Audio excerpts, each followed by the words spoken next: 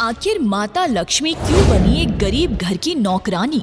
माता लक्ष्मी के नौकरानी बनने के बाद उस घर के साथ आखिर क्या हुआ? तो चलिए जानते हैं माता लक्ष्मी की इस अनसुनी कहानी के बारे में।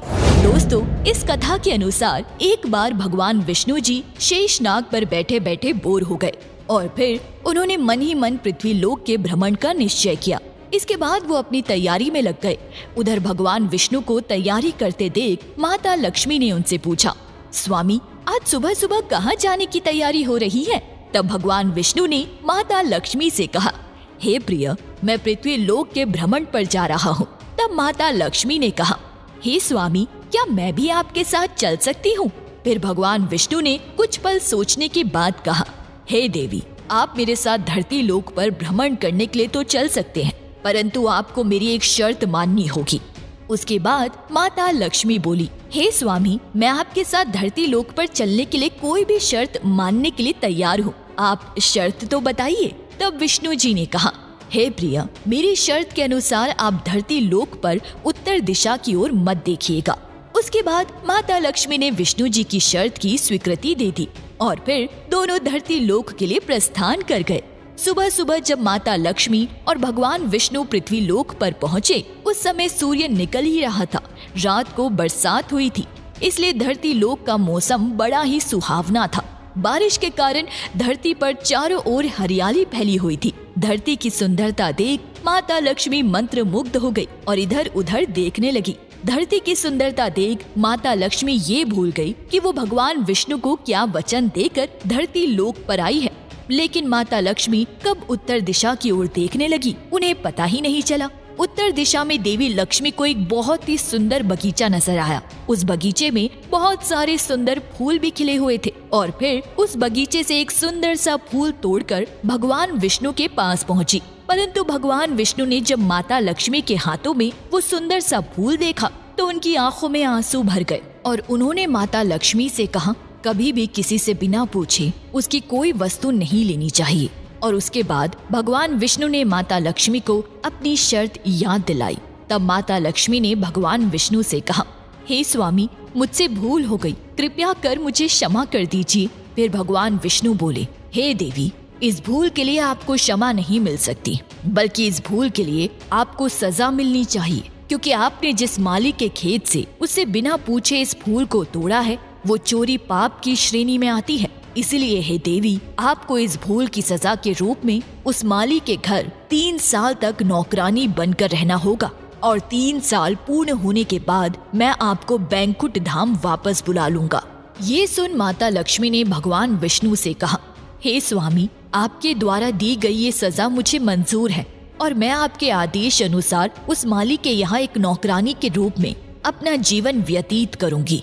भगवान विष्णु के बैंकुट धाम वापस लौटने के पश्चात माता लक्ष्मी एक गरीब कन्या का रूप धारण कर उस माली के घर पहुंची। वहां पहुंचकर माता लक्ष्मी ने देखा कि उस माली के पास घर के नाम पर एक मात्र टूटी सी झोपड़ी थी और उस माली का नाम था माधव। माधव उस टूटी हुई झोपड़ी में अपनी पत्नी, 3 बेटियों और 2 बेटों के साथ रहता था। वे सभी उस बगीचे में काम करके किसी तरह अपना गुजारा करते थे। फिर माता लक्ष्मी जब एक गरीब कन्या के रूप में झोपड़ी के आंगन में पहुंची तो माधव ने पूछा, बेटी, तुम कौन हो और यहाँ किस लिए आई हो? तब कन्या रूपी माता लक्ष्मी ने माधव से कहा, मैं एक गरीब लड़की हूँ और मेरी देखभाल करने वाला भी कोई नहीं है और मैं कई दिनों से भूखी भी हूँ। कृपया आप मुझे अपने यहाँ कोई काम दे दो, मैं आपके घर का भी काम कर दिया करूंगी। कृपया कर आप मुझे अपने यहाँ रख लो। माधव बहुत ही भला इंसान था, उसे उस लड़की की बातें सुनकर दया आ गई। फिर माधव ने कन्या रूपी माता लक्ष्मी से कहा, बेटी, मैं तो एक गरीब माली हूँ, अपनी कमाई से बड़ी ही मुश्किल से मैं अपने घर का खर्च चला पाता हूँ, परंतु अगर मेरी 3 की जगह 4 बेटियाँ होती तो भी मुझे इस कमाई में किसी तरह गुजारा करना पड़ता, जैसा हम लोग रूखा सूखा खाकर रहते हैं। अगर तुम वो खाकर यहाँ खुश रह सकती हो तो अंदर आ जाओ। माधव की ये बातें सुनकर माता लक्ष्मी वहाँ रहने को तैयार हो गई। उसके बाद माधव कन्या रूपी माता लक्ष्मी को झोपड़ी के अंदर ले गया और अपने परिवार के बाकी लोगों से मिलवाया और बोला, आज से ये कन्या मेरी बेटी बनकर इस झोपड़ी में हम लोगों के साथ रहेगी। ये सुन माधव के परिवार वाले खुश हो गए। उधर माँ लक्ष्मी के आने के बाद दूसरे दिन माधव की इतनी कमाई हुई कि उसने शाम तक एक गाय भी खरीद ली।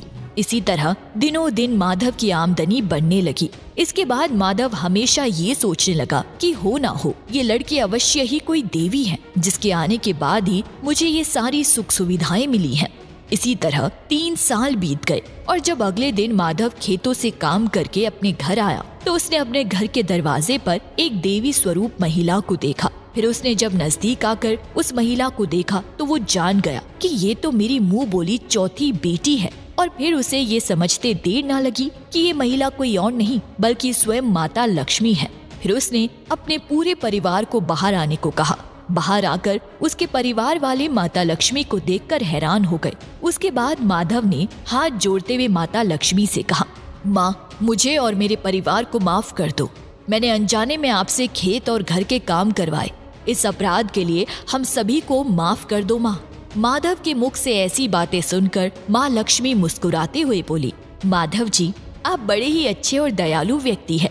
आपने मुझे इतने दिनों तक अपनी बेटी की तरह प्यार दिया है, जिससे प्रसन्न होकर मैं आपको एक वरदान देती हूँ कि तुम्हारे और तुम्हारे परिवार के पास कभी भी धन और खुशियों की कमी नहीं होगी। तुम्हें वो हर सुख मिलेगा जिसके आप हकदार हैं। जब मैं एक गरीब लड़की बनकर आपके घर आई तब आपने एक पल भी ये नहीं सोचा कि आप मुझे नहीं रखोगे, बल्कि आपने और आपके परिवार ने मुझे प्यार से अपनाया और मुझे एक बेटी की तरह रखा। यही तो हमारा धर्म है। आप भले ही गरीब थे, लेकिन आपने भगवान बनकर मेरी मदद की। इससे बड़ा भगवान और कोई हो सकता है क्या?